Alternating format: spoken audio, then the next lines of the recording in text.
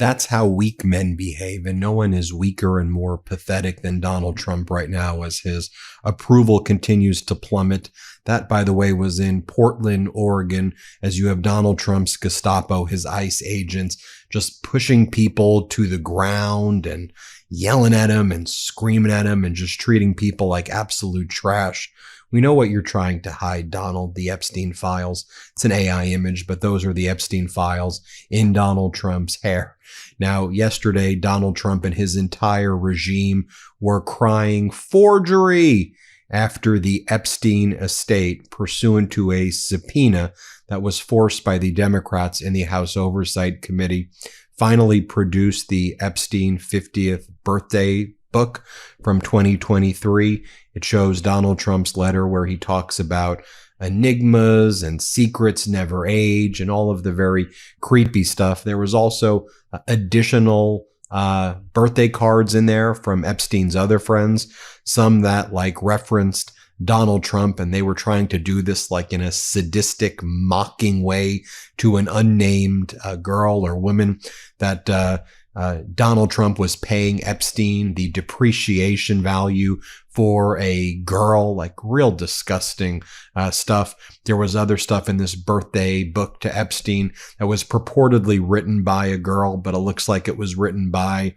Ghislaine Maxwell, who put this all together, talking about her trips to see Prince Andrew and Donald Trump. There's a lot more there than just Donald Trump's letter to Epstein, which is damning enough. And Trump's efforts to try to claim this is a forgery when it's so obviously his signature just makes it look extra damaging as well. He could have just been like, hey, I live next to Epstein, so of course I'm going to write this stuff. But no, we know that Donald Trump and Epstein are deep in this together. And Mar-a-Lago was used as the grounds for some of Epstein's sex trafficking of underage girls, like Virginia Giuffre. I'll show you another image right here, or a video rather, of what weak men do to pretend to be strong. This is Pete Hegseth, the Secretary of Defense, who is unlawfully referring to himself as the Secretary of War. He's in Puerto Rico right here in the San Juan military base as the U.S. tries to like show how strong it is to Venezuela. I think they know that we're strong. I think that they know that we have a very big military, but when we use our ships and our nuclear submarines and our war apparatus to kill individuals on a fishing boat off the coast of Venezuela, and then you claim that they were bringing cocaine into the United States after saying they were going to Trinidad, when there didn't even seem to be enough fuel in there to make it anywhere close to the United States with all of these red flags. There ain't nothing strong about this. Our enemies abroad, like Putin, who, by the way, Donald Trump wants to be allies, they're laughing at us and realize how weak we are. Our allies, who Donald Trump does not want to be our allies, are horrified at us. Here's Pete Hegseth saying, the reason we call ourselves war is because we want peace. Again, this is how weak men behave. Here, play this clip. Now, the reason I like the name War Department so much is not because I love war. I don't, and neither do you.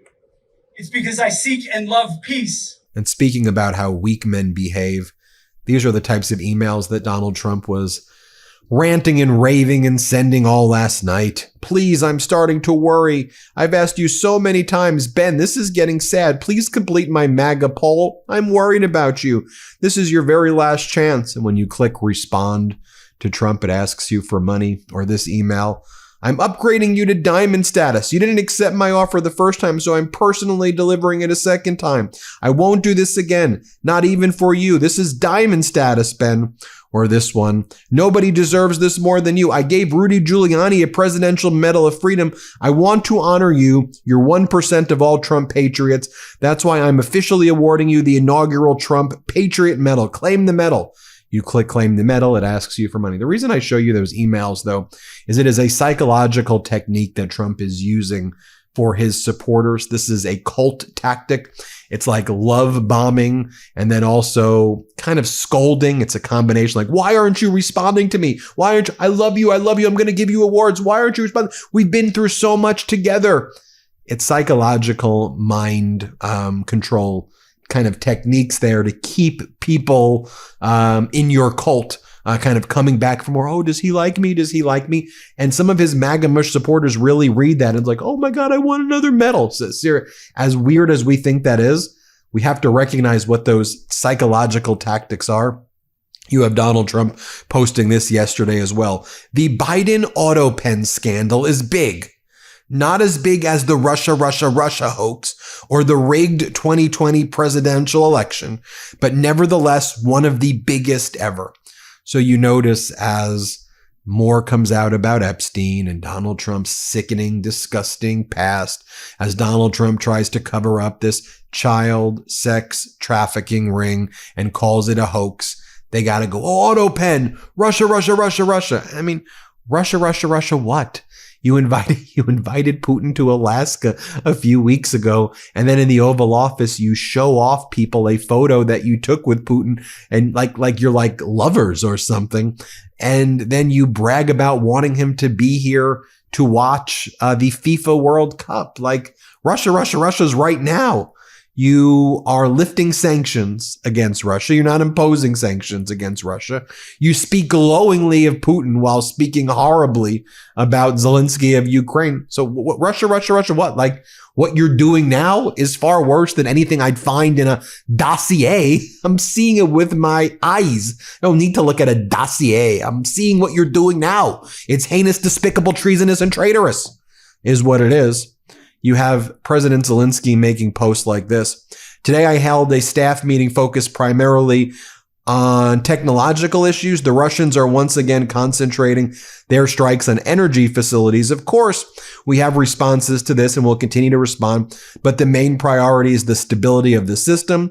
We also define key objectives together with the Minister of Defense of Ukraine for the upcoming Ramstein meeting in the coming days. Strengthening air defense is the number one goal for this Ramstein and for our contacts in Europe and the U.S. in general. The Ukrainian army must be and will be consistently strong. In Canada, a real leader, Prime Minister Carney, writes, Russia brutally attacked Ukraine last night. That was over the weekend when Russia launched its biggest drone strike. Killing innocent civilians in residential areas and damaging the Cabinet of Ministers building. My thoughts are with the injured and everyone who is mourning their loved ones. A just and lasting peace for Ukraine will require robust and credible security guarantees. Last night's cowardly attack underscores the urgency of that mission. I was honored to stand with President Zelensky in Kyiv late last month as Ukraine marked its Independence Day. And then he goes on to say Canada is steadfast in its commitment to the coalition of the willing and its willingness to deploy direct and scalable military assistance in support of upholding a ceasefire and a lasting peace. You'll never hear statements like that from Donald Trump at all. Again, weak and pathetic man, not even a man, a vile piece of trash is what he is. But just think about it. Donald Trump promised that there would be a ceasefire. And if Putin didn't agree to a ceasefire, there's going to be serious sanctions. 2 weeks. He's saying serious. He's saying ceasefire. He goes, Putin agreed to NATO-like security guarantees. Russia's going to do security guarantees. Russia's agreed to a bilateral and trilateral meeting, everybody. Russia's agreed. And then our idiotic corporate news here in America was like, Russia's agreed. Donald Trump's a good negotiator. I'm like, what are you talking? They didn't agree to anything. He's making it up. How do you keep on publishing things that say Donald Trump says? Donald Trump says, fill in the blank, it is a lie. He's a felon, a sexual abuser. He's a fraud. He's a bankrupter. He's a horrible human. Why do you print what this guy says and take it for what it is? Why don't you actually do some journalism and say, wait a minute, did Russia really agree to this? Of course they didn't agree to this. And in fact, things are worse since Alaska. Russia did the meeting with Xi Jinping in China and Kim Jong-un, and now Prime Minister Modi's there, while Donald Trump's all like, enjoy conspiring against us, enjoy conspiring against us.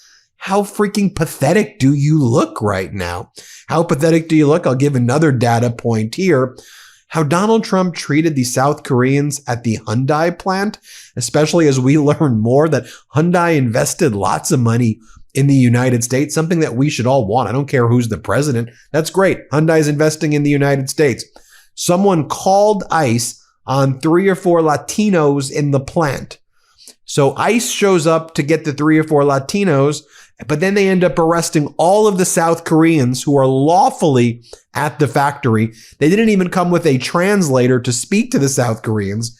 They shackle and arrest and treat the South Koreans like war criminals. That's what Latinos in America go through every day, as the Supreme Court also made a ruling saying that, yes, the regime can racially profile Latinos. If you're Latino and you work in a job that's like a waiter or a car wash or a job where migrants may work, you can get arrested, thrown in concentration camps in the United States. Thanks to our right-wing fascist Supreme Court, they said that's perfectly acceptable. The 3 liberal justices dissented in that opinion, saying, yeah, that's literally fascism and authoritarianism. But 6 judges said, do it. Racially profile Latinos. Go for it. We're good with that, is what our freaking extremist, authoritarian, fascist Supreme Court said, which should piss us all off. But I digress. Speaking about that Hyundai plant. And in that Hyundai plant, they then arrest all these South Koreans, shackle them. South Korea has chartered planes to go bring these people back to South Korea, take them out of the plant. So the plant is effectively going to not be operating. And these were all people who were there with all of the South Koreans were there with valid legal papers. All of them were there with valid legal papers.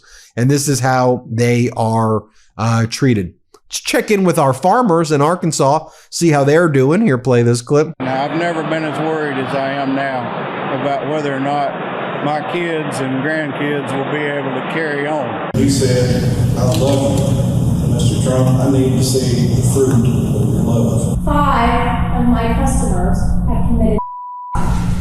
That's how serious that this is. And what it costs for us to farm is astronomical now. I farm with paid-for equipment. All my tractors are 50 years old, and I can't hardly make this deal work. I think the tariffs are the ice cream on the cake of a perfect storm. After a horrible year last year where most farmers in Arkansas Delta lost money, this year's going to be worse. We made a decision to go out this year in the spring.